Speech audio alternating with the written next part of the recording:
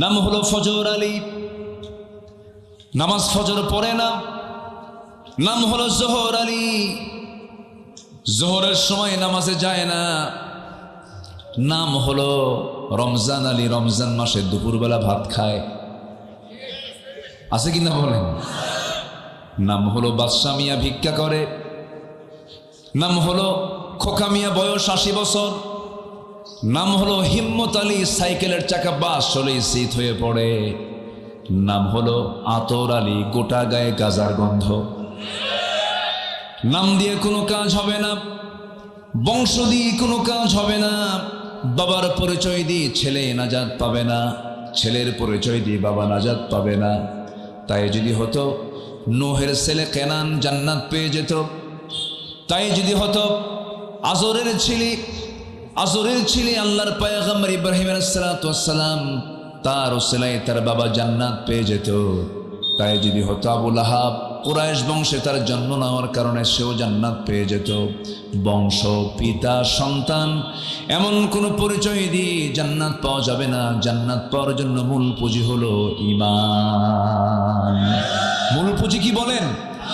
আল্লাহ রাব্বুল আলামিন সুন্দর করে বলছেন, ইয়া আইয়ুহান নাসু ইন্না খালাকনাকুম মিন যাকারিন ওয়া উনসা ওয়া জাআলনাকুম শুউবান ওয়া ক্বাবাইলা লিতাআরাফু ইন্না আকরামাকুম ইনদাল্লাহি আতকাকুম ইন্নাল্লাহা আলিমুন খাবীর। জোরে বলুন আল্লাহু আকবার।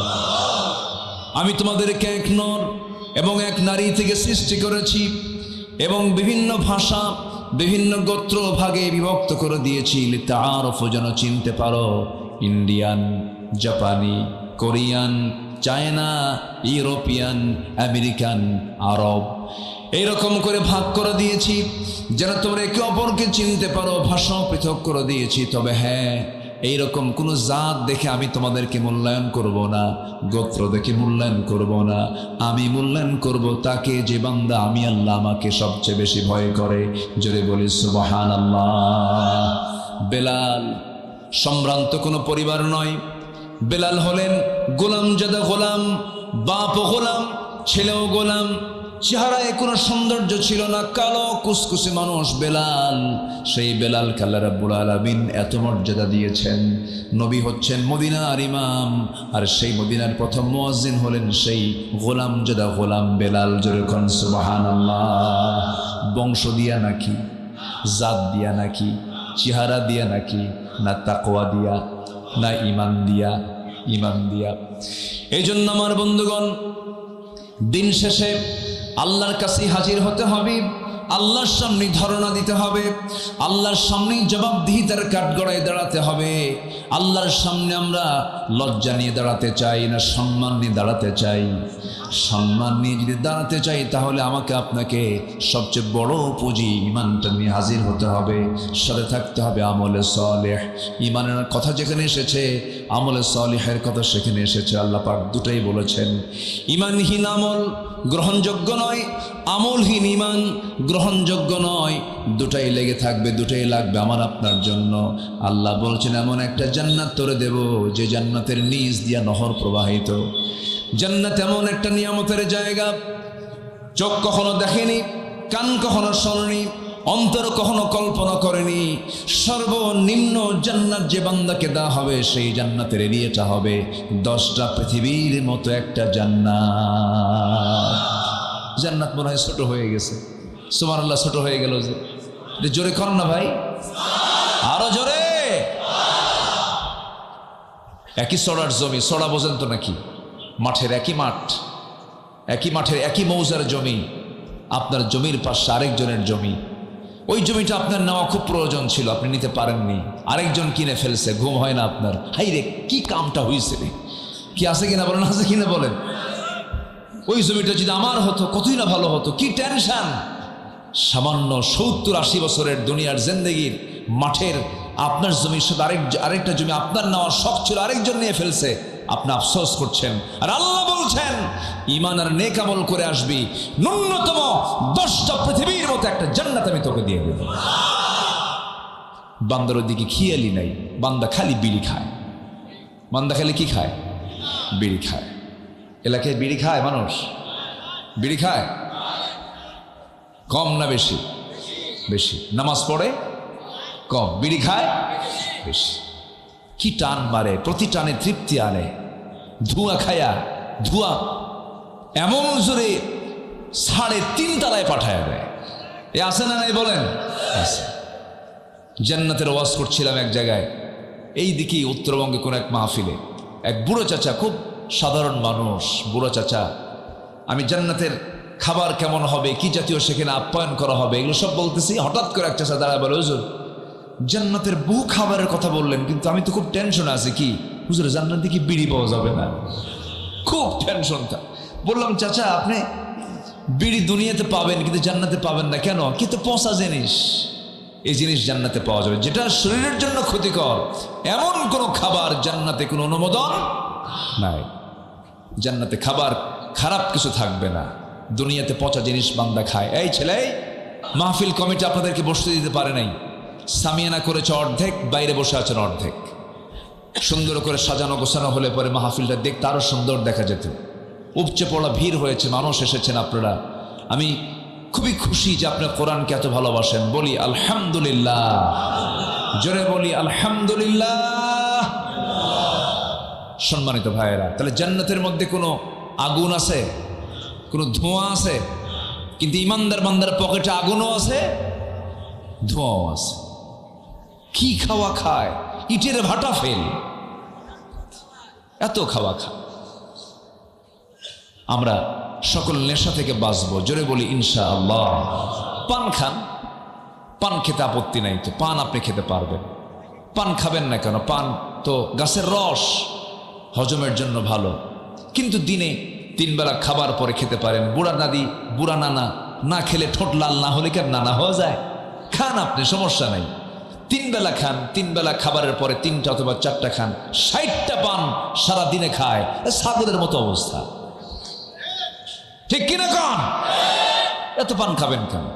60-70টা পান যদি আপনি খান, 500 টাকা তো পানের পিছনে চলে গেল। এটা কি মৃত ব্যয় না অপচয়? অপচয় হয়ে গেল। এত পান খাবেন কেন? পান খান, সমস্যা, পরিমিত খান। সে পান খান আপনি, পানের সাথে আবার হাকিমপুরি রহমতুল্লাহ আলাইহি কেন? কথা আছে এখানে তো ক্লেম। মনে হয় রাগ করলেন সবাই, রাগ করলেন? রাগ করা যাবে না। যে বিড়ি খায় সেও চায় আমার ছেলেটা বিড়ি না খাক। কি আমার ছেলেও খাক? যে বিড়ি খায় সে কি চায় তার ছেলে বিড়ি খোর হোক? বলেন কে চায়? চায় চায় চায় বিড়ি খায় আর কয় খবরদার বাবা বিড়ি খাবি না। কিন্তু কি কথা কি বুঝতেছেন? নিজে খায় আবার ছেলেকে না করে, খাবো না, যেটা অপছন্দ সেটা বাদ দেব। জোরে বলি ইনশাআল্লাহ। মাহফিলে সে প্রায় বলে আমাদের, হুজুর বিড়ি খাওয়া কি জায়েজ আছে? মানে উনি জায়েজের চেষ্টায় আছেন। আবার না, ইমানদারের সঙ্গে এগুলো যায় না। যারা ইমানদার না তাদের সঙ্গে এগুলো যায় না, এগুলো করার সময় নাই তো। ইমানদার এগুলো বাজে কাজের সময় দেবে না, ইমানদার বাজে কোনো কথা বলবে না। ইমানদার হবে ব্যক্তিত্ব সম্পন্ন, পার্সোনালিটি থাকবে, শখসিয়ত থাকবে। তার হাঁটা চলা, কথাবার্তা, আচার আচরণ সকল মানুষের কাছ থেকে ভিন্ন হবে। সে যখন কথা বলবে মিষ্টি মিষ্টি কথা বলবে, যখন সে চলবে সুন্দর শান্ত মাথায় চলবে, উগ্রতা থাকবে না, মেজাজের ভারসাম্যহীন হবে না, জাহেলদের সঙ্গে কোনো তর্ক বিতর্কে যাবে না। আল্লাহর পছন্দের বান্দারা কেমন হবে? ওয়াইবাদুর রহমানিল্লাযীনা ইয়ামশুনা আলাল আরদি হাওনা ওয়া ইযা খাতাবাহুমুল জাহিলুনা ক্বালু সালামা ওয়াল্লাযীনা ইয়াবিতুনা লিরাব্বিহিম সুজদান ওয়া কিয়ামা والذين يقولون ربنا اصرف عنا عذاب جهنم إن عذابها كان غراما إنها ساءت مستقرا ومقاما জোরে বলুন আল্লাহু আকবার। আল্লাহ বলছেন আমার পছন্দের যারা বান্দা হবে জমিন অত্যন্ত বিনয়ী হয়ে চলবে, নম্রতা নিয়ে চলবে, উগ্রতা নিয়ে চলবে না, এবং জাহেলদের সামনে শুধু সালাম দিয়ে বিদায় নেবে। রাত যখন গভীর হয়ে যাবে সবাই ঘুমে যাবে, কিন্তু আল্লাহর পছন্দের বান্দাগুলো সেজদায় পড়ে পড়ে চোখের পানি ফেলে ফেলে কাঁদবে। আল্লাহকে বলবে, আল্লাহ জাহান্নাম থেকে আমাকে বাঁচায় দাও, জাহান্নামের আগুন আমি স্পর্শ করতে পারবো না। ইন্নাহা সাআত মুস্তাকাররা ওয়া মুকামা। বান্দা চোখের পানি ফেলে ফেলে কাঁদবে। আল্লাহ বলবেন, ও ফেরেশতারা দেখ আমার বান্দা আমার ভয়ে কেমন করে জায়নামাজ ভিজে ফেলতেছে, চোখের পানি ফেলতেছে। এই বান্দার চোখের পানি দিয়া 7টা জাহান্নাম নিভায়া দিয়া তার জন্য 8টা জান্নাতের বাজেট আমি আল্লাহ পাস করে দিলাম। জোরে বলুন সুবহানাল্লাহ। চোখের পানি ফেলবো কার সামনে? সংস্কার চাই। কোটা বিরোধী আন্দোলন তারা গড়ে তুলল, শেষ পর্যন্ত ভেস্কি কেটে অহংকারের ভাষায় বলে ফেললেন, তাহলে রাজাকারের নাতিপুতিরা চাকরি পাবে? বলেন তো এই কথাটা কি বিনয়ের না অহংকারের? বলেন তো বিনয় না অহংকার? অহংকার। রাজাকারের নাতিপুতি, তাহলে এখন বলেন তো রাজাকাররা এখন বাংলাদেশে আছে না নাতিপুতিরা আছে? নাতিপুতিরা আছে। নাতিপুতিরা এখন বাংলাদেশে আছে, সে রাজাকারের কথা এখনো উচ্চারণ হয় কেন? এই দায়ে কেন চাপিয়ে দেওয়া হয়? শুধুমাত্র এই অহংকার সূচক কথা বলার কারণেই, অহংকার জেগে বসার কারণেই আল্লাহ পাক তাদের সব তখতকে নাস্তানাবুদ করে দিয়েছেন, ঠিক কিনা? এই জন্য অহংকার ব্যক্তির জন্য শোভা পায় না। অহংকার করবেন কে? আসতে বলুন, অহংকার করবেন কে? আল্লাহ। অহংকারের সাথে একজন প্রকৃত ইমানদারের কোনো সম্পর্ক নাই। আমরা অহংকার দেখাবো না। জোরে বলি ইনশাআল্লাহ, আর জোরে বলি ইনশাআল্লাহ। নফসকে শুদ্ধ রাখবো। আমি সময় কম তো, 9টা পয়েন্ট আমি আস্তে আস্তে করে ধীরে ধীরে আবার 3 নম্বরে চলে যাচ্ছি। নাম্বার 3 হলো আমরা সত্যবাদী হব। কি হব বলেন তো? সত্যবাদী। আমার দেশের মানুষ বেশি সত্য বলে না মিথ্যা বলে? আসতে বলবেন না, সত্য বলে না মিথ্যা বলে? সবচেয়ে বেশি মিথ্যা কথা বলে কারা বলেন? শিক্ষকরা না নেতারা? বলেন চাকরিজীবী না রাজনীতিবিদেরা? আমি কিন্তু কই নাই, শুধু বলে দিলাম। তাহলে সবচেয়ে বেশি মিথ্যা কথা বলে হচ্ছে যারা এ পর্যন্ত দেশ চালিয়েছে। এই 54 বছর দেশের ক্ষমতায় যারা ছিল, আমরা তাদের মুখে শুনতে পেয়েছি সবচাইতে বেশি মিথ্যা কথা। আসতে কন কেন? শুধু মিথ্যা ওয়াদা করেছে। এত বড় মিথ্যা ওয়াদা আমার কান এখনো শুনেছে, আমার কান শুনেছে, আমি দেখেছি।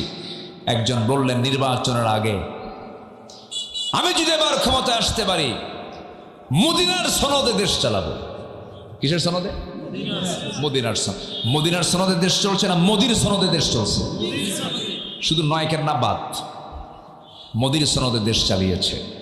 সম্মানিত ভাই, এরকম করে অনেক মিথ্যা প্রতিশ্রুতি আমরা শুনতে পেয়েছি। আমরা মিথ্যুক নেতার নেতৃত্ব আর মানতে চাই না, ঠিক কিনা বলেন? যেই নেতার নেতৃত্ব মানব তার মূল লিডার হবেন মুহাম্মদ সাল্লাল্লাহু। তার জীবনে কোনো মিথ্যা ছিল? তিনি কখনো মিথ্যার ছোঁয়া দিয়েছেন? তিনি কৌশল করে কথা বলেছেন, হিকমতপূর্ণ কথা বলেছেন, রাজনৈতিক প্রজ্ঞা নিয়ে কথা বলেছেন, হিকমত প্রয়োগ করে কথা বলেছেন। একটা দিন তার মুখ থেকে একটা অযাচিত অতিরিক্ত একটা মিথ্যা কথাও তার মুখ থেকে বের হয় নাই। আল্লাহু আকবার বলেন। অথচ রাজনীতি করেছেন, দেশ চালিয়েছেন, শাসন করেছেন, বিচার করেছেন, সব কিছু করেছেন। পলিটিক্স এর ব্যাখ্যা যদি আপনি শুনতে চান, এনসাইক্লোপিডিয়া অফ ব্রিটানিকা একটু ঘেটে যদি এর অভিধান যদি বের করতে চান, পলিটিক্স মানে হচ্ছে যে কোনো মূল্যে প্রতিপক্ষকে হারানো, যে কোনো মূল্যে, সত্য দিয়ে হোক, মিথ্যা দিয়ে হোক, রাত হোক, দিন হোক, যেভাবেই হোক না কেন ওকে ঠকানোই হলো পলিটিক্স। না, এই নোংরা সন্ত্রাস নির্ভর মিথ্যা নির্ভর রাজনীতি আমার রাসূল করেননি। আমার রাসূল যে রাজনীতি করেছেন সেটা হলো সত্যের রাজনীতি। কিসের রাজনীতি বলেন? কিসের রাজনীতি বলেন? সত্যের রাজনীতি। রাগ করছেন আপনারা? আমার কথাগুলোকে রাগ করছেন? যে সময় যে ওয়াজ দরকার সেই ওয়াজই তো আমার করতে হবে, নচেত আল্লাহ তাআলা আমাকে কিয়ামতের দিন আবার ধরে ফেলবেন। একটু মনোযোগ দিয়ে কথাগুলো শুনুন। সম্মানিত ভাইয়েরা, আমার রাসূল জীবনে একটা মিথ্যা কথা বলেননি। তাহলে মিথ্যা না বলে কি দেশ চালানো যায় না ভাই? আজকে দেশ চালানো যায় না, বিচার করা যায় না, শাসন করা যায় না? যায়, অবশ্যই যায়। আমার রাসূল করেছেন। আমার রাসূল পরিবারও চালিয়েছেন। আমার নবীজির বউকে একজন না একাধিক? বলেন, একজন না একাধিক? একাধিক বউ। কখনো কোন স্ত্রীর হক আদায় করতে তিনি বলেন নাই। শুধু তিনি রাষ্ট্রনেতা ছিলেন না, তার সন্তান ছিল, কোন সন্তানের হক আদায় করতে তিনি বলেন নাই। স্ত্রীদেরকে তিনি এত পছন্দ করেছেন যে শেষ মৃত্যু হয়েছে স্ত্রীর কোলে মাথা রেখে, এবং সর্বশেষ কথা হয়েছে আমার নবীর স্ত্রীর সঙ্গে কথা বলে। যেরকম সুবহানাল্লাহ।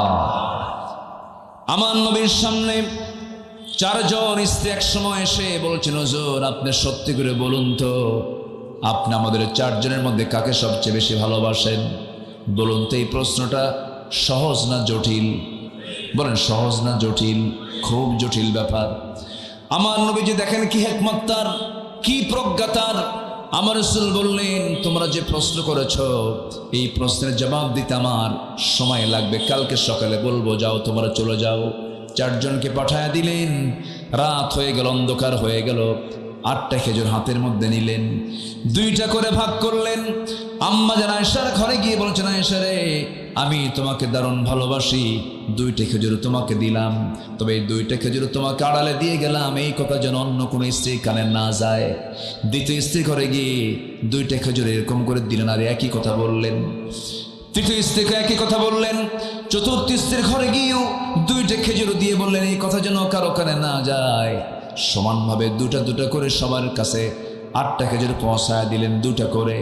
পরের দিন ভোরবেলা সকালবেলা 4 জনই বুক ভরা আশা নিয়ে রাসূলের সামনে এসে বলছেন, হুজুর আপনি জানাতে চেয়েছেন আপনি এই 4 জনের মধ্যে কাকে সবচাইতে বেশি ভালোবাসেন? রাসূল বলছেন, আমি তাকেই সবচাইতে বেশি ভালোবাসি যাকে গত রাত্রিতে লুকায় লুকায় 2টা খেজুর দিয়ে আসছি। যা সুবহানাল্লাহ বলবেন না? জোরে বলে সুবহানাল্লাহ। এটার নাম হিকমত। এটার নাম কি?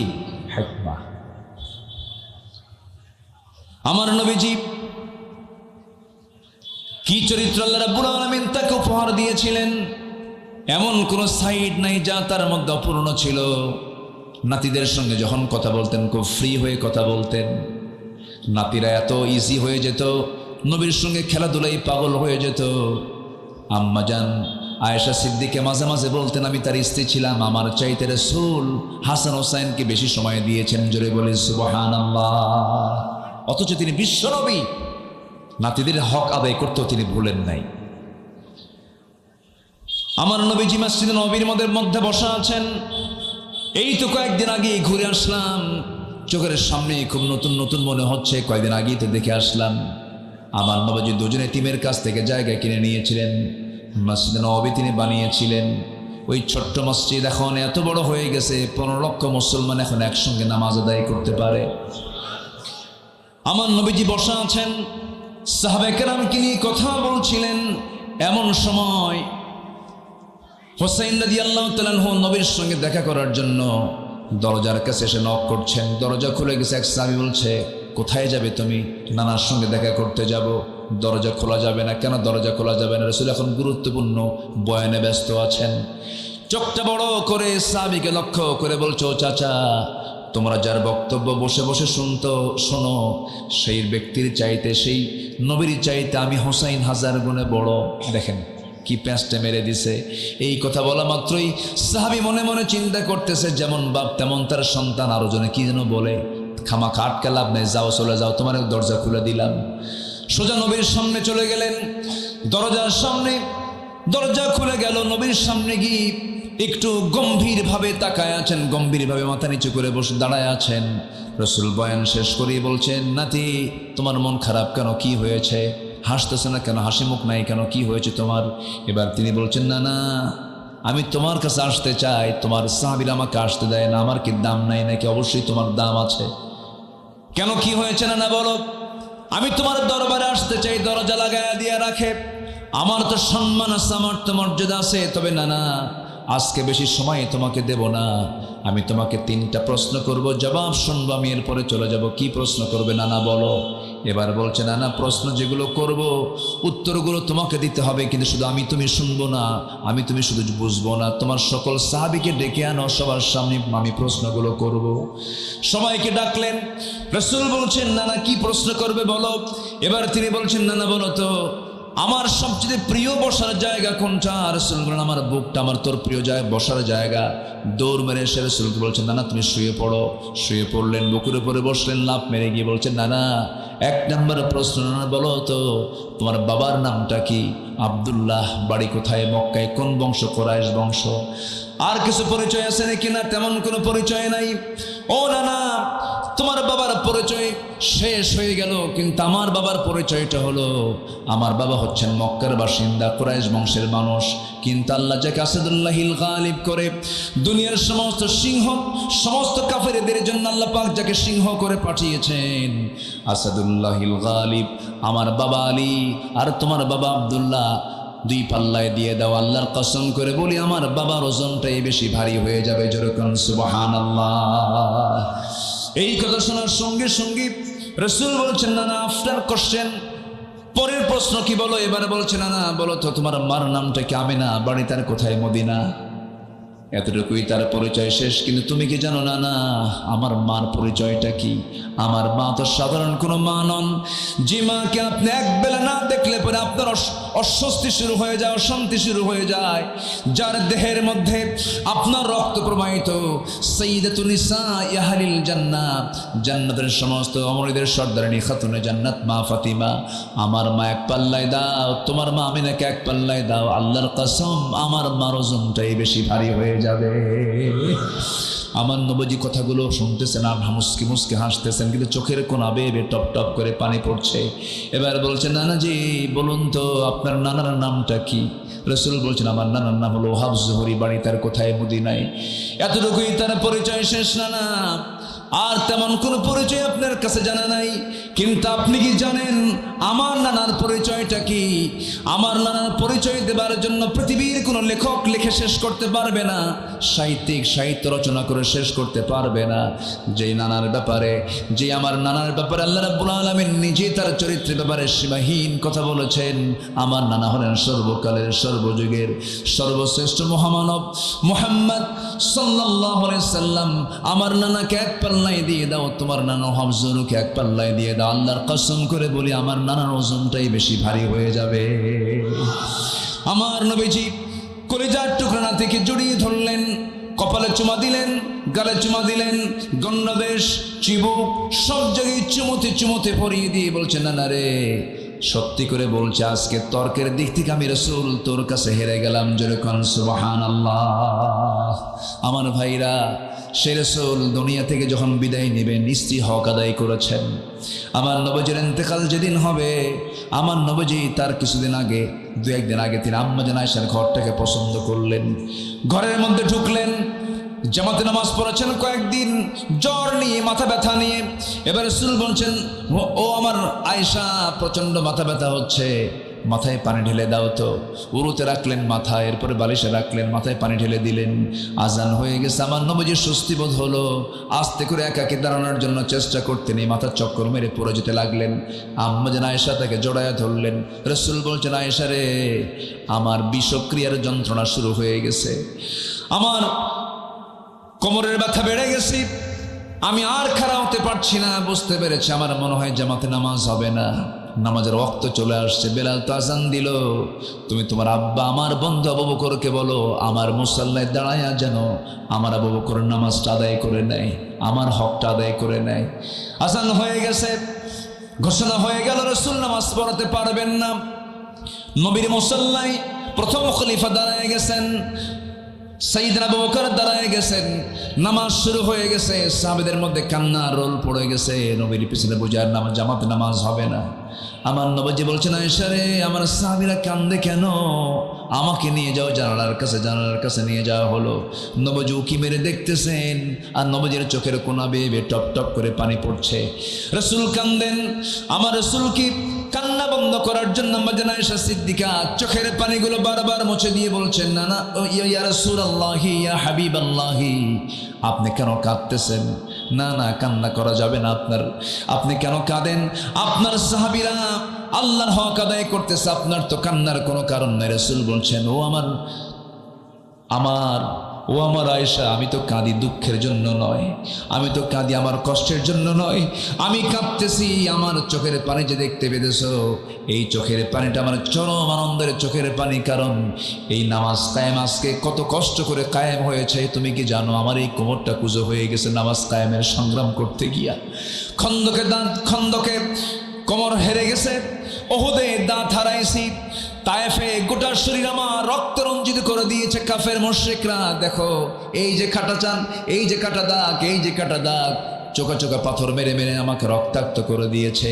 নামাজ পড়তে গেছি মক্কা নগরে, কাফের মুশরিকরা পিঠের উপরে সেই উটের পচা নারী ভরি চাপায়া দিয়েছে। এত কষ্টের মধ্য দিয়ে সে নামাজ আজকে রাষ্ট্রীয় পর্যায়ে কায়েম হয়েছে। ওরে আয়েশা, আমার এই কান্নাটা চরম আনন্দের কান্না। আমার নবী আস্তে করে শুয়ে পড়লেন। এবার বলছেন, আয়েশা রে, বুঝি দুনিয়া থেকে বিদায় নিয়ে নেব, মনে হয় বাঁচবো না, একটা মেসওয়াক কিনে দাও। তো মেসওয়াক কিনে দেওয়া হলো। সেই মেসওয়াকটা রাসূলের হাতে না দেওয়ার আগেই আম্মা জান আয়েশা মেসওয়াকটাকে চাবায়া নিলেন, নরম করে দিলেন যেন নবীজির কষ্ট না হয়। আমার নবীজি মেসওয়াকটা নিয়ে আগেই মেসওয়াক না শুরু করে রাসূল করলেন কি, ওই মেসওয়াকের আগায় আম্মা জান আয়েশার লাগানো থুতুগুলো চুষে পান করছিলেন আর বলছিলেন, আয়েশা, আমি তোমার একটু হক আদায় করার চেষ্টা করলাম। আয়েশার দুনিয়া থেকে কোন দিন বিদায় হব জানি না, যে কোনো মুহূর্তে বিদায় হয়ে যাব। আমার কলিজার টুকরা ফাতিমা কোথায় গেল? ফাতিমাকে ডেকে আনো। ফাতিমাকে ডেকে আনা হলো। রাসূল দেখলেন ফাতিমার চোখে পানি। রাসূল কান্দেন আর বলছেন, ও ফাতিমা, কান্দো না, এইদিকে আসো। কানের মধ্যে মুখ ঢোকায় দিয়ে বললেন, আমিও মরে যাচ্ছি, সাকরাতুল মউতের লক্ষণ চলে আসছে, তুমিও মরে যাবে আমার পরে, বেশি দিন থাকবে না। ফাতিমার মুখে হাসির ঝিলিক দেখা দিল। মানুষ মৃত্যুর সংবাদ শুনলে ভয় পায়, ফাতিমা মৃত্যুর সংবাদ শুনে আনন্দিত হলেন, কারণ রাসূলের সঙ্গে আমি চলে যাব, আব্বার সঙ্গে আমি চলে যাব। 6 মাস পরে তার বিদায় হয়ে গেল। ফাতিমাকে সান্ত্বনা দিয়ে পাঠায় দিয়া আমার নবীজি ওই আম্মা জান আয়েশার ঘরে, এখনো যে ঘরে শুয়ে আছেন নবীর কবর হয়েছে, সেই আম্মা জান আয়েশার ঘরে উরুতে মাথা রেখে সর্বশেষ শব্দ চয়ন করেন, আয়েশা, আমি বুঝি দুনিয়া থেকে বিদায় নিয়ে নেব। আম্মা জান আয়েশা একদিন বলছেন, ইয়া রাসূলুল্লাহ, আপনি আমার জন্য একটু দোয়া করুন। আমার নবীজি দোয়া করছেন, আয় আল্লাহ তাআলা, আমার আয়েশার আগের পরের সমস্ত গুনাহগুলো তুমি আল্লাহ মাফ করে দাও। আম্মা জান আয়েশার আনন্দ দেখে কে রাসূল বলছেন, আয়েশা এত আনন্দ প্রকাশ করছো কেন? তিনি বলছেন, হুজুর, আপনি আমার জন্য জীবনের শ্রেষ্ঠ দোয়া আপনি আমার জন্য করেছেন, আমার তো সব গুনাহ মাফ। রাসূল বলছেন, আয়েশা, এই দোয়া শুধু তোমার জন্য আমি করলাম না, প্রত্যেকটা দিন সকাল বিকেলে এই দোয়াটা আমি আমার উম্মতের জন্য করি।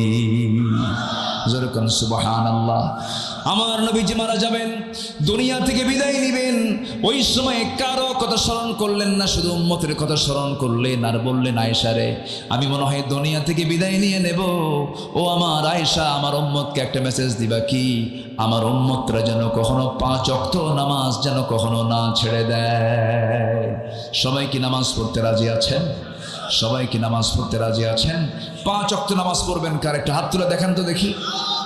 চিৎকার মেরে বলি, ইয়া আল্লাহ, ইয়া আল্লাহ, আমাদেরকে 5 ওয়াক্ত সালাত আদায় করার তৌফিক তুমি আল্লাহ দিয়া দাও। জোরে বলি আমিন, আরো জোরে আমিন, আরো জোরে আমিন। সম্মানিত ভাইয়েরা, তাহলে সফল হওয়ার জন্য আমাকে আপনাকে 9টা কাজ আল্লাহ পাক শিখিয়ে দিয়েছেন। নাম্বার 1 হলো, মনে আছে আপনাদের? বলেন তো কি? ঈমান, আমল। নাম্বার 2 কি বলেন? বলেন ভিতরটা সুন্দর করা। নাম্বার 3 হলো জিহ্বাকে সুন্দর করা, সত্যবাদী হওয়া। আল্লাহ পাক সত্যবাদী হওয়ার তৌফিক দান করুন। জোরে বলি আমিন। নাম্বার 4 তাকওয়া অর্জন করা, মুত্তাকি হওয়া, বেঁচে থাকা হারাম থেকে। তাকওয়া কি জানেন? তাকওয়াটা এমন একটা গুণ, তাকওয়া বান্দাকে জান্নাতের দরজায় পৌঁছায় দেবে। জোরে বলি সুবহানাল্লাহ। একটু সময় লাগবে ওয়াজ করতে, শুনবেন? এই চান্সে আমি একটা না কিছু কথা বলছিলাম, দেখি দু একজন ভাই উঠে উঠে চলে যাচ্ছিলেন। আর কি যাবেন নতুন করে? ওই যে গেল, ওই যে গেল, ধরেন ধরেন নাকি? একটু বসেন, একটু বসেন, আমি খুব বেশি সময় নেব না। আর এই পয়েন্টগুলো শেষ হলে আমি আমার আলোচনার শেষের দিকে চলে যাব। একটু বসেন। ফজর নামাজ হবে তো সবার? ফজর নামাজ কি সবার হবে? জোরে বলি ইনশাআল্লাহ। আল্লাহ কবুল করুন, জোরে বলি আমিন। তাকওয়া কি? তাকওয়া অর্জন করতে হবে। তাকওয়াটা কি? মুত্তাকি কাকে বলে? যার মধ্যে 5টা গুণ আছে। কয়টা গুণ আছে বলেন তো? 5টা গুণ আছে। যে আল্লাহকে বিশ্বাস করে, দেখে না না দেখে? আস্তে, দেখে না না দেখে? কিন্তু আল্লাহকে কি দেখা যাবে না কোনো একদিন? আস্তে, দেখা যাবে না? কোথায় বলেন? কোথায় দেখবো আমরা? কোথায় দেখবো আমরা বলেন? জান্নাতে গিয়ে দেখবো আল্লাহকে, তৃপ্তির মতো দেখবো, তৃপ্তি সহকারে দেখবো আমরা জান্নাতে। আল্লাহু আকবার বলেন। জান্নাতের সবচেয়ে বড় আকর্ষণ হলো আল্লাহকে দেখা। সবচেয়ে বড় আকর্ষণ, আমরা আল্লাহকে তৃপ্তি মতো দেখবো। আল্লাহু আকবার। আল্লাহ দেখা দিবেন আমাদের সাথে। দুনিয়াতে এক নবী আল্লাহকে দেখতে চাইছিলেন, শখ হয়েছিল। মানে উনি অডিও কল দিতেন তো, অডিও কল বুঝলেন তো, ভিডিও না। মাঝে মাঝে ওয়াকাল্লামা আল্লাহু মূসা তাকলিমা, অডিও কল হতো। একদিন হঠাৎ করে বলছে, আল্লাহ একটু ভিডিও কল দেই। আল্লাহ বলেন, ভিডিও কল তো নাই, আমাকে তুমি দেখতে পাবা না। না, লান তারানি, আমাকে কখনোই দেখতে পাবে না জান্নাত ছাড়া। কিন্তু ওই নবীটা যা বলতেন তা করে ছাড়তেন, হোক আর না হোক। বলতেন, আল্লাহ আমি তোমারে দেখবই। হর্ষই লাগাই দিলেন। আল্লাহ বলেন, ঠিক আছে আসো। কোথায়? তুর পাহাড়ে আসো। তুর পাহাড় ছিল তার বাড়ি থেকে প্রায় 700 মাইল দূরে। 700 মাইল দূরের তুর পাহাড়। উনি মুসকে মুসকে হাসলেন। আল্লাহ বলছেন, মুসা হাসো কেন? আল্লাহ তোমার কারবার দেখে হাসি কেন? এত দূরের পাহাড়ের নাম নিলে, আশেপাশে বহু পাহাড় ছিল, তুমি ভাবছো আমি যাব না? আমি মুসা 700 মাইল দূরে গিয়ে আমি তোমাকে দেখতে যাব। আল্লাহু আকবার বলেন। এটা হচ্ছে মোহাব্বত, ভালোবাসা। কার সাথে? আসতে বলবেন না, কার সাথে? আমরা কাকে ভালোবাসবো? একজন ইমানদার সবচেয়ে বেশি ভালোবাসবে কাকে? ওয়াল্লাযীনা আমানু আশাদ্দু হুব্বান লিল্লাহ। ইমানদার সবচেয়ে বেশি মোহাব্বত করবে কাকে? নাম্বার 2 হচ্ছে মুহাম্মদ সাল্লাল্লাহু আলাইহি ওয়াসাল্লাম। আমার বন্ধুগণ, রাসূলকে মোহাব্বত করতে হবে। একটু বুকে হাত দিবেন, মাঝে মাঝে বলবেন, আব্দুল করিম, আব্দুর রহিম, বলো তো, তুমি তোমার নিজের চাইতে, তোমার বাবার চাইতে, তোমার সন্তানের চাইতে, সম্পদের চাইতে মদিনাওয়ালা রাসূলকে তুমি বেশি মহব্বত করতে পেরেছ? যদি আপনার অন্তর সায় দেয়, হ্যাঁ, সকল কিছুর চাইতে আমি রাসূলকে বেশি মহব্বত করতে পেরেছি, আল্লাহর কসম, আল্লাহর কসম, আপনি জান্নাতি। আমার কথা কি ক্লিয়ার? আমার কথা কি বুঝতে পেরেছেন? সম্মানিত ভাইয়েরা, আমার নবীজি সেই মদিনার মসজিদের সাথেই আম্মা জান আয়েশার মানে ঘর, ওই জায়গায় তিনি শুয়ে আছেন। ওটাই কবর হয়ে গেছে, ওই মাকবারায় তিনি শুয়ে আছেন। আমি মাসখানেক আগে গিয়েছিলাম। অনলাইন করে একটা সিরিয়াল দিতে হয়। পৃথিবীতে আল্লাহ রাসূল বলেছেন একটা জান্নাতের টুকরা আছে, মা বাইনা বাইতি ওয়া মিনবারি রাউদাতুম মিন রিয়াদিল জান্নাহ। আমার কবর আর আমার ঘর এর মাঝে যে অংশটুকু আছে, এতটুকু অংশ হলো জান্নাতের টুকরা। জোরে করেন সুবহানাল্লাহ। সবার কি যাওয়ার ইচ্ছা আছে? আসতে বলতেছেন, ইচ্ছা আছে? হয়তো ভাবতেছেন মনে মনে, হুজুর টাকা তো নাই। টাকা লাগে না, নিয়ত লাগে। আল্লাহ ব্যবস্থা করে দিবেন। জোরে বলেন ইনশাআল্লাহ। সোনার ভরি 2 লাখ। সোনার ভরি কত? 2 লাখ। আর রাসূলকে দেখতে যেতে আসতে লাগে মাত্র 1.5 লাখ টাকা। নিয়ত করেন, হয়তোবা কোনো একদিন আপনি চলে গেছেন। আল্লাহ কবুল করুন। জোরে বলি আমিন। আমি ঢুকলাম ভিতরে, ঢুকে দেখি প্রচুর চাপ। ফজরের একটু আগ দিয়ে তাহাজ্জুদের সময় আমি ঢোকা মাত্রই দেখি ওখানকার কিছু চাকরি করে, চাকরিরত আমার দেশের কিছু প্রবাসীরা, ওরা পরিষ্কার পরিচ্ছন্নতার নাজাফার কিছু কাজ করছে। আমাকে দেখি কয়েকজন এসে সালাম দিয়ে বলে, হুজুর আমি আপনার ওয়াজ শুনি, খুব ভক্ত আপনার। বললাম, ভাই ভক্ত তো ঠিকই আছে, কিন্তু আমি থাকবো কতক্ষণ এই জায়গায়? বেশিক্ষণ তো রাখে না, আমাদেরকে বের করে দেয়, চলে যেতে হয়, আরেকজন আসার সুযোগ গ্রহণ করে, থাকার সিস্টেমও নাই। তো বলতে, হুজুর আপনি এখানে বসেন, আমরা ব্যবস্থা করছি। তখনকার যে প্রশাসনিক কর্মকর্তা, তার কাছে গিয়ে আমার ব্যাপারে এমন কিছু কইছে, বুঝলেন? আমার দেশের মানুষ তো অন্তত কিচ্ছু না পারলে পাম দেওয়া জানে। কি দেওয়া জানে বলেন? পাম। আর তেল মারা জানে, একদম মানে সরিষার তেল একেবারে।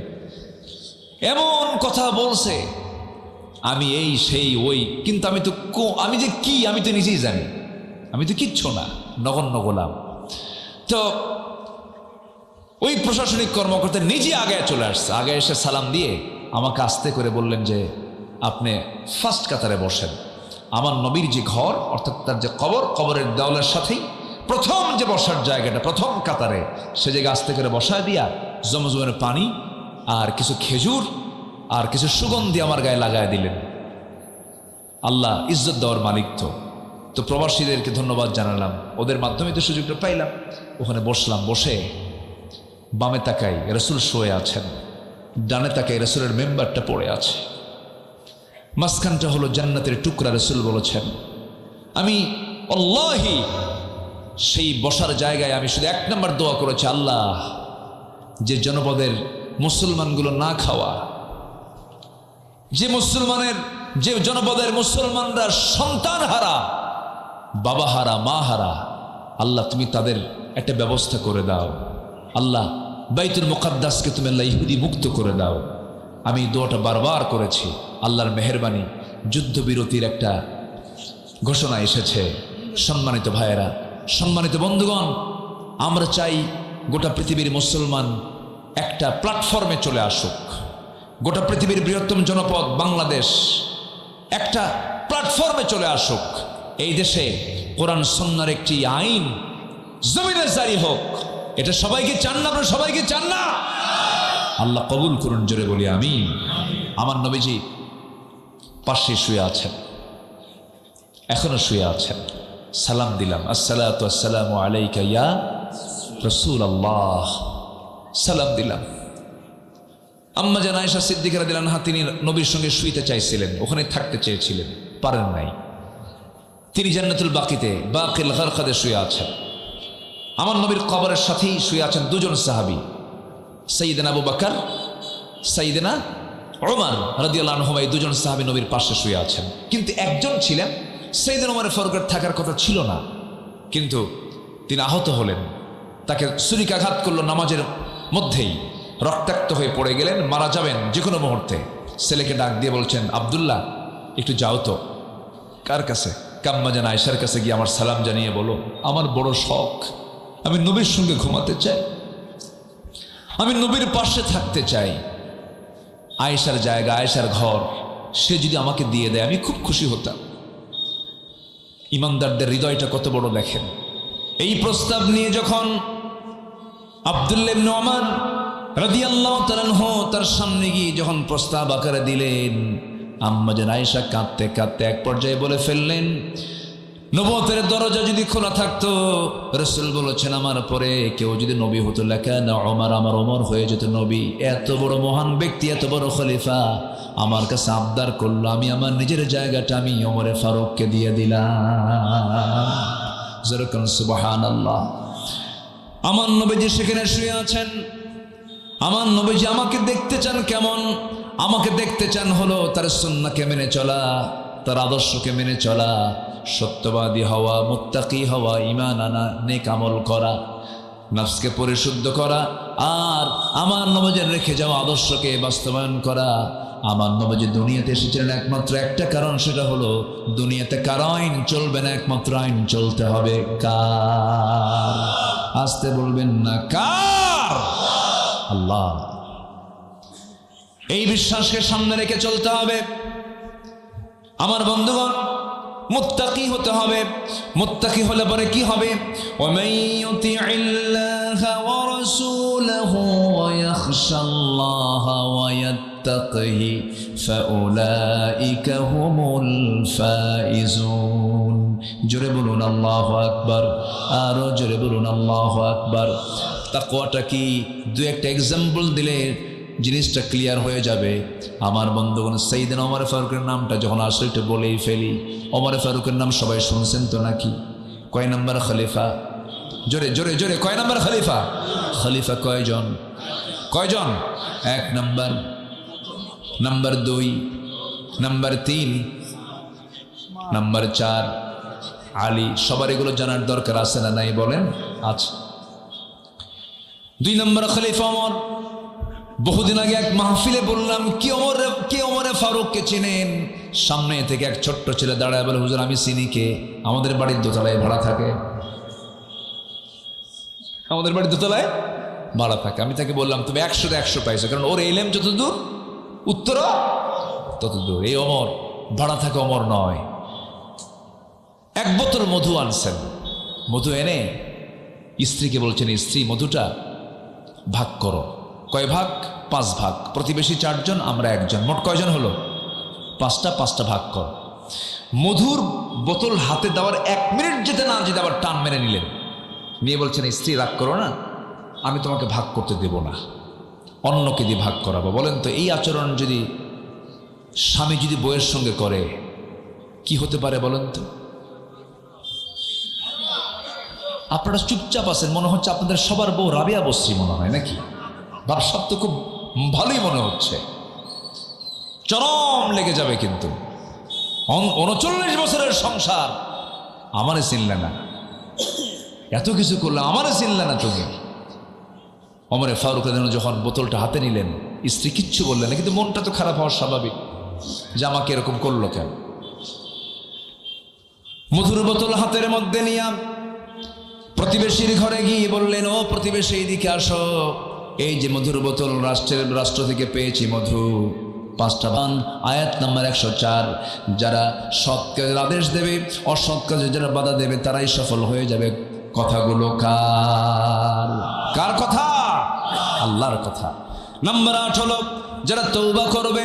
তুবু ইলাল্লাহি তুবু ইলাল্লাহি জামিআন আইয়ুহাল মুমিনুনা লাআল্লাকুম তুফলিহুন। সূরা নূর আয়াত নাম্বার 31। আল্লাহ বলছেন, তওবা করো, সকল মিলে তোমরা সফল হয়ে যাবে। আমার বন্ধুগণ, নাম্বার 9 হলো প্রকৃত মুমিন হওয়া। মুমিন হওয়ার জন্য আবার 7টা গুণ দরকার। সূরা মুমিনুন আল্লাহ রাব্বুল আলামিন প্রথম দিকেই সুন্দর করে 7টা গুণের কথা বলে দিয়েছেন। এই গুণগুলো যারা অর্জন করবে তারাই সফল হয়ে যাবে। قد أفلح المؤمنون الذين هم في صلاتهم خاشعون। সর্বশেষ আয়াত হলো والذين هم على صلواتهم يحافظون। সর্বশেষ গুণ أولئك هم الوارثون الذين يرثون الفردوس هم فيها খালিদুন। জোরে বলুন আল্লাহু আকবার। 7টা গুণ আছে যার, সফলতা আছে 4। নাম্বার 1 হলো নামাজ সুন্দর, জিহ্বাকে সংযত করা, যাকাত আদায় করা, লজ্জাস্থানে হেফাজত করা। নাম্বার 5 হলো ওয়াদা ঠিক রাখা। নাম্বার 6 হলো আমানত ঠিক রাখা। নাম্বার 7 হলো নামাজের ব্যাপারে যত্নশীল হওয়া। এই 7টা গুণ আজ থাকবে যার, মুমিনের সফলতা আসবে। ওই বান্দাকে আল্লাহ রাব্বুল আলামিন জান্নাতুল ফিরদাউসের মালিক বানায় দিবেন। জোরে কোন সুবহানাল্লাহ। 9টা কাজের সফলতা, 9টা কাজে বলে ফেললাম। আমার বন্ধুগণ, 9টা কাজের সফলতা আল্লাহ রাব্বুল আলামিন শেখায় দিচ্ছেন, বান্দা এগুলো আমলগুলো করো, জান্নাত বুঝে নাও। জান্নাত তোমার জন্যই বানায় দিয়েছি। জান্নাত বানাইছে কার জন্য বলেন? কার জন্য? কার জন্য? অবাধ্য বান্দা না বাধ্য বান্দা? বাধ্য বান্দার জন্য আল্লাহ পাক জান্নাত বানায় রেখেছেন। আমার বন্ধুগণ, তাহলে এই 9টা সফলতার উপায় আমরা আজকে শিখে নিলাম। সাথে আরেকটা বিষয়, সেটা হলো যেটা দিয়ে শুরু করেছি আমরা, আমার বন্ধু, সুদ না যাকাত? সুদ না যাকাত?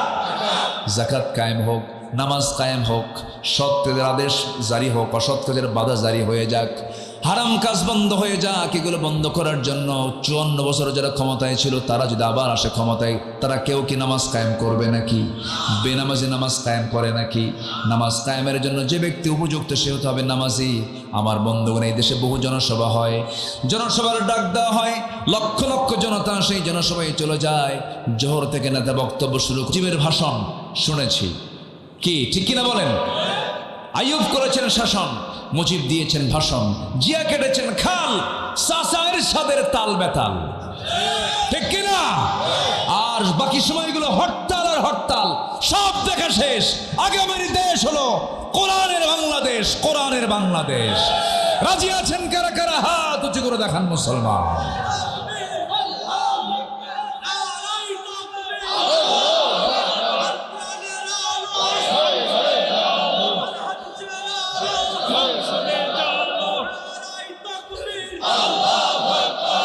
আল্লাহ কবুল করেন, জোরে বলে আমিন। মাহফিলে কি মা বোন আসছে? হ্যাঁ আছে। মায়েরা কি আজকে বোরকা পরে আসছে? মাহফিলে বোরকা পরে, বিয়ের দিন বোরকা ছাড়ে, ঈদের দিন বোরকা পড়ে না। আচ্ছা বলেন তো, বিয়ের দিন মানুষ কি কম হয় না বেশি হয়? ঈদের দিন মানুষ কি কম দেখা যায় না বেশি দেখা যায়? ঈদের দিনও পড়ে না, বিয়ের দিনও পড়ে না। বিয়ের অনুষ্ঠানে গেছে শাড়ি শুড়ি পরে, বোরকা পড়বে না। তো বোরকা পড়লে তার ওই যে গহনাগুলো আছে দেখা যাবে না। এই যে গহনা, কি কথা বলছেন নাই দেখায়, এগুলো না, এগুলো করা যাবে না। পর্দা কি বোরকা পড়লে পর্দা হয়? না, বোরকা মানেই কিন্তু পর্দা নয়। বোরকা পড়লে যে পর্দা হয়, তার বোরকা আসল পর্দা হচ্ছে সেই নারী আসল পর্দাশীলা যে তার দেবর, ভাসুর, চাচাতো ভাই, মামাতো ভাই, খালাতো ভাই, দুলা ভাই আছে কিনা, দেখা করা জায়েজ না হারাম? দেখা করা জায়েজ না হারাম? হারাম। দুলা ভাইয়ের হোন্ডায় চড়ে না এমন শালিকি আছে? আছে, চড়ে চড়ে চড়ে চড়ে। দুলা ভাই বউকে নিয়ে ঘুরে না, শালিকে নিয়ে ঘুরে। এরকম দুষ্টু দুলা ভাই নাই? খেলে সিম চায়, খেলে কি করে?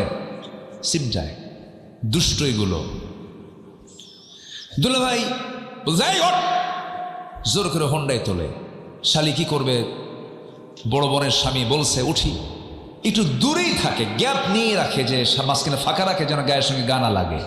দুলাভাই সামনে যে এমন ব্রেক মারে, এক ব্রেকে গ্যাপ পূরণ। নাউজুবিল্লাহ কবেন না। অতএব ওই গ্যাপ পূরণ করার কোনো সুযোগ দেওয়ার দরকার। দেবর আল হামু আল মাউত, রসুল বলেছেন দেবর হলো মৃত্যু তুল্য। দেবরের সঙ্গে দেখা করা জায়েজ নাই। বেড়া ক্ষেত খায়, বেড়া ক্ষেত খায়। খালাতো ভাই আসবে, পর্দায় থাকবে। খালার সঙ্গে দেখা করতে পারবে, কিন্তু খালাতো বোনের সঙ্গে দেখা করা জায়েজ নাই। খেলে ঘন ঘন খালার বাড়ি আসে, খালাম্মা আসসালামু আলাইকুম, খালাম্মা আসসালাম, মানে খালাতো বোন যা আছে একটা, এই জন্য ঘন ঘন আসে। এই মতলব টের পেলেই খালা বলবে সোজা বাড়ি যা, সোজা কই যা, বাড়ি যা, এখানে ডেঞ্জারাস জন। এইরকম পর্দা হচ্ছে আসল পর্দা।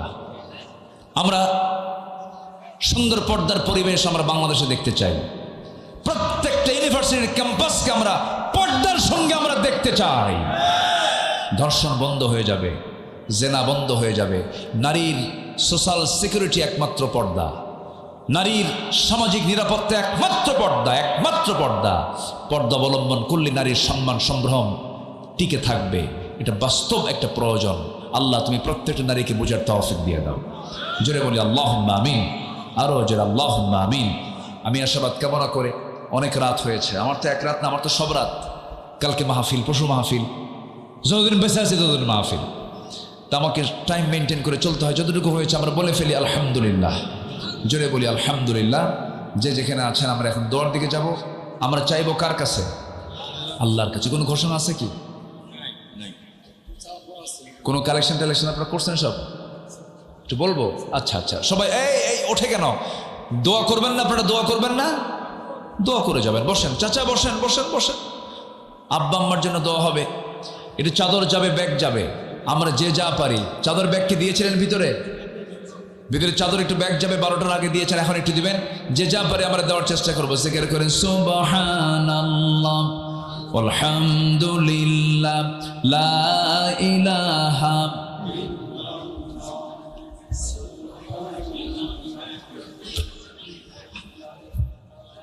জনম দুঃখিনী মা, জনম দুঃখী বাপজান যারা দুনিয়া থেকে বিদায় নিয়েছেন, কবরগুলোকে জান্নাতের টুকরা বানায়া দাও। আব্বা আম্মার জন্য কি দোয়া তাও শিখিয়ে দিয়েছ। রব্বির হামহুমা কামা রব্বায়ানি সগীরা, রব্বির হামহুমা কামা রব্বায়ানি সগীরা, রব্বির হামহুমা কামা রব্বায়ানি সগীরা।